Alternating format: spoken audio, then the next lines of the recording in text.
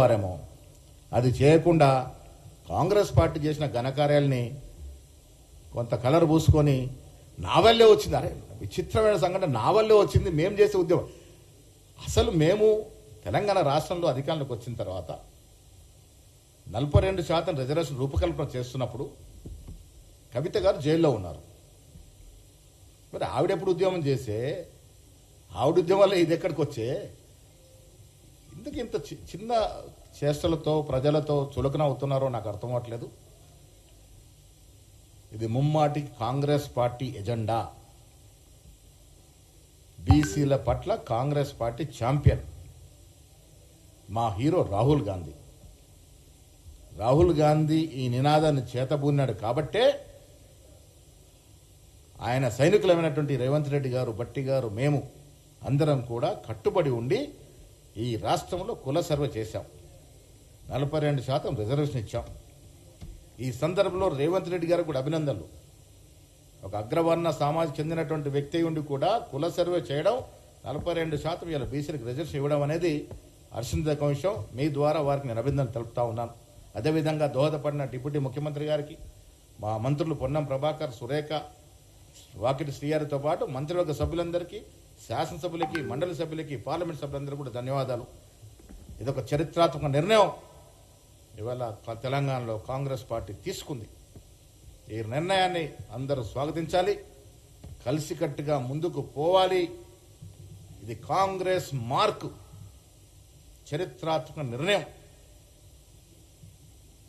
ఇలాంటి నిర్ణయాలు ఈ దేశంలో అరుదుగా జరిగినాయి.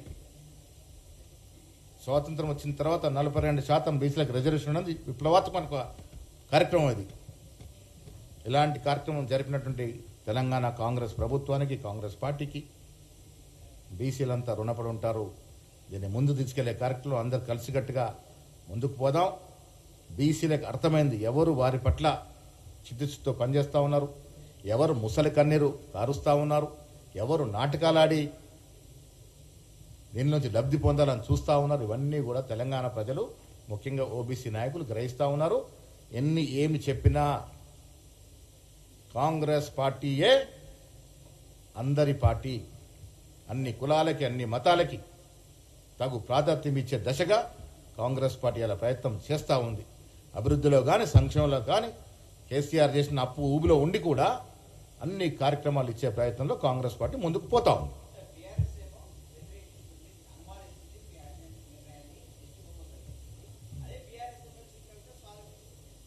అందుకే అడుగుతా ఉన్నా, మరి కవిత గారు బీఆర్ఎస్లో ఉన్నారా? ఇప్పటికీ ఆ దయ్యాలతోనే ఆవిడ మమేకమై తిరుగుతూ ఉన్నారా బీఆర్ఎస్ పార్టీలో?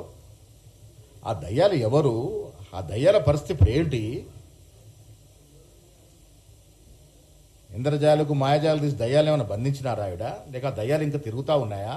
తిరుగుతూ వారు ఎక్కడో, ఆ దయ్యాలు ఎక్కడున్నాయి, ఎవరు వెంట పడతా ఉన్నాయి, ఇవన్నీ కూడా స్పష్టం చేయాల్సిన పరిస్థితి కవిత గారిదే.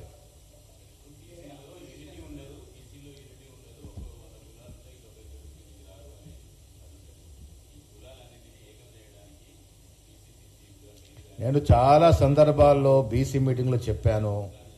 బీసీ మీటింగ్లో చాలామంది మా బీసీ సోదరులకు చెప్పాను, ఎవరి కులం వారికి అభిమానం ఉంటుంది, కానీ బీసీల ఇష్యూ వచ్చినప్పుడు కులాల్ని పక్కన పెట్టి బీసీలంతా ఏకమై ముందుకు పోవాల్సిన విజ్ఞప్తి చేస్తా ఉన్నాను అన్ని సంఘాల వారికి. డెఫినెట్గా చేస్తాము. కాంగ్రెస్ పార్టీ ఇచ్చిన బహత్తర అవకాశం ఇది ఏ ఇతర పార్టీల వల్ల కాదు. ఇలా బీజేపీ పరిస్థితి చూసుకోండి. 2 సంవత్సరాలుగా ఊరడించి అధ్యక్ష పదవి ఎవరికి కట్టబెట్టినారు? వారికి బీసీల పట్ల ఉన్న చిత్తశుద్ధి ఏమిటి? అధ్యక్ష పదవి ఇవ్వడానికి చేతగాని వాళ్ళు ముఖ్యమంత్రి గురించి మాట్లాడుతూ ఉన్నారు.